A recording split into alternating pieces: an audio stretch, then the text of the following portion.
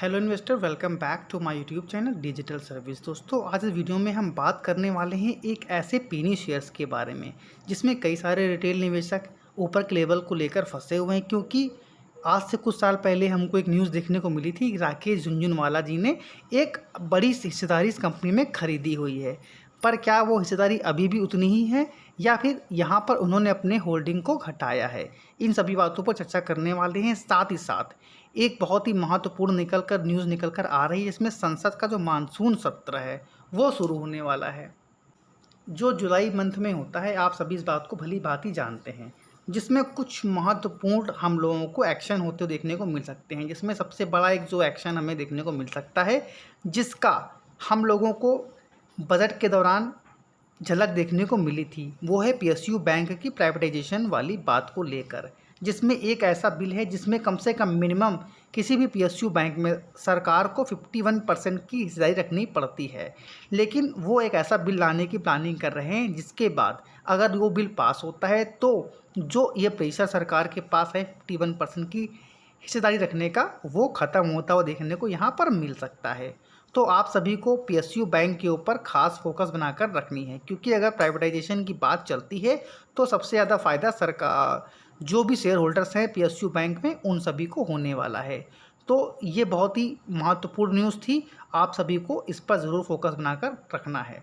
अगर अभी तक हमारे पेड ग्रुप को ज्वाइन नहीं किया है तो 7 डेज़ के लिए फ्री ऑफ कॉस्ट हमारा ग्रुप में कॉल्स दी जा रही हैं, जिसकी लिंक डिस्क्रिप्शन में दे रखी है। आप चाहो तो उसे ज्वाइन कर सकते हो। बाकी फ्राइडे का हमारा ये डेटा था, जिसका स्क्रीनशॉट आप देख सकते हैं, जिसमें हमने टाइटन की कॉल्स दी थी 50 से 52 रुपीज़ बाई के ऊपर। 65, 76 और 87 का टारगेट था, एसएल था 40 का। उस दिन यहाँ पर ये जो कॉल थी उसने 71 रुपीज़ के आसपास का हाई भी लगाता हुआ देखने को मिला था। तो जिस कंपनी की हम बात कर रहे हैं पेनी शेयर, वो है मंधाना रिटेल वेंचर लिमिटेड, जो एक अपैरल बेस्ड टेक्सटाइल कंपनी है और कंपनी ब्रांड के ट्रेडमार्क लाइसेंसिंग के प्रारूप के तहत परिधान यानी कि अपैरल और सहायक उपकरणों को बेचने का काम करती है। ट्रेडमार्क लाइसेंस समझौते के तहत इसे दिए गए अनन्य विश्वव्यापी लाइसेंस के अनुसार इसके पास पहले बीइंग ह्यूमन ब्रांड के लिए वर्ल्ड वाइड लाइसेंस था। हालांकि समझौते के गैर नवीनीकरण के बाद सीओटी ने नए सिरे से शुरू करने के लिए व्यावसायिक रास्ते तलाशने की प्रक्रिया शुरू कर दी है। जिन भाइयों की इंग्लिश हिंदी वीक हो, वो चाहो इसका स्क्रीनशॉट देखकर इसकी डिटेल पढ़ सकते हो। अगर आप इसकी मार्केट कैप देखते हैं तो बहुत ही छोटी, मात्र 28 करोड़ की मार्केट कैप है। करंट प्राइस 13 रुपये का है, बुक वैल्यू 12 रुपये की है। Return on capital employed, return on equity minus में देखने को मिला है। फेस वैल्यू 10 रुपये की है। तो मार्केट कैप बेहद ही कम है कि कोई भी ऑपरेटर इसे ईजिली ऑपरेट कर सकता है, और यहाँ से इस शेयर को अगर सर्किट लगना स्टार्ट करता है तो 100, 200, 300 तो आसानी से ले आ सकता है। लेकिन इसलिए कि कोई भी इसको ऑपरेट कर सकता है, तो आप सभी इस पेनी शेयर को देखकर यहाँ पर पैसा नहीं लगाना है, क्योंकि यहाँ पर आप एक ट्रैप हो सकते हैं और आप एक अपना बिग लॉस कर सकते हैं। जो भी आपकी मेहनत की गाड़ी कमाई है वो यहाँ पर पूरी पूरी गंवा सकते हैं। तो अगर आपको इस तरह के पेनी स्टॉक्स की तलाश रहती है तो लर्निंग के लिए चाहो तो आप इसमें 100, 200, 150 और 50, 100 रुपये लगा सकते हो। लेकिन अगर ज़्यादा आलस करेंगे तो आपको यहाँ पर लर्निंग तो नहीं, लेकिन हाँ, अर्निंग जो भी आपने करी है लाइफ टाइम, वो ज़रूर जा सकती है। तो अर्निंग के पॉइंट ऑफ व्यू से नहीं, सिर्फ लर्निंग के लिए आप इस शेयर्स को रडार पर रख सकते हैं। लेकिन कंपनी के जो प्रोसेस अगर देखें तो कंपनी ऑलमोस्ट डेब्ट फ्री है। स्टॉक ट्रेड कर रहा है 1.03 टाइम्स की बुक वैल्यू से। तो इस चीज़ को देखकर बिल्कुल भी बाय नहीं करना है, क्योंकि नेगेटिव पॉइंट्स कंपनी के अंदर काफ़ी हैं। कंपनी के पास जो प्रमोटर होल्डिंग है वो काफ़ी कम है। कंपनी का इंटरेस्ट कवरेज रेशियो भी काफ़ी कम है। कंपनी ने जो सेल्स दिखाई है पास्ट 5 ईयर्स में, वो 67.30% की है, वो भी माइनस की है। कंपनी का डेब्टर डेज बढ़ गया है, 519.28 का है। तो कई सारे नेगेटिव पॉइंट्स इस कंपनी में हमको देखने को मिल रहे हैं। अगर कंपनी के पीयर्स की बात करें तो Aditya Birla, Shoppers Stop, V two Retail, Future Lifestyle जैसे इनके पीयर्स हैं। जिसमें अगर हम सबसे ज़्यादा अगर टॉप को देखें तो आदित्य बिरला फैशन एक अच्छी कंपनी है, जो हमको 22,000 के ऊपर की मार्केट कैप देखने को मिल रही है। और कंपनी का रिटर्न ऑन कैपिटल एम्प्लॉयड भी काफ़ी ठीक ठाक हमको देखने को मिल रहा है, 3.11% का। सेल्स भी इनकी ठीक ठाक देखने को मिल रही है और इनका प्रॉफिट भी हमको प्लस में देखने को मिल रहा है। कंपनी की सेल्स अगर देखें हम, जिस कंपनी की बात कर रहे हैं मंधाना रिटेल्स की, तो इनका 2012 में कोई भी सेल्स नहीं थी, लेकिन 2016, 15, 17, 18, 19 में कंपनी ने एक अच्छी खासी सेल्स अपनी बढ़ाई थी। तो यहाँ पर आप देख सकते हैं कि कंपनी की सेल्स बढ़ रही थी, लेकिन उसके बाद यहाँ कंपनी की सेल्स डाउन हुई है। ऑपरेटिंग प्रॉफिट मार्जिन 25.64% का रहा करता था, जो कि अभी यहाँ पर माइनस हो गया है। हालांकि मार्च 2021 से मार्च 2022 में इनके प्रॉफिट में थोड़ा सा सुधार हुआ है, हालांकि अभी भी माइनस में है, लेकिन 2021 में माइनस 1743% का जो इनका ऑपरेटिंग प्रॉफिट मार्जिन देखने को मिल रहा था, जो कि एक बहुत ही ज़्यादा नेगेटिव पॉइंट इस कंपनी के लिए बनता है। नेट प्रॉफिट देखिए तो -5.36 करोड़ रुपीज़ का है। ईपीएस भी इनका माइनस में देखने को यहाँ पर हमको मिल रहा है। ये पॉइंट आप देख सकते हैं, ये चीज़ें इनकी नेट प्रॉफिट में हैं और यहाँ पर इनका ईपीएस दिखाया गया है।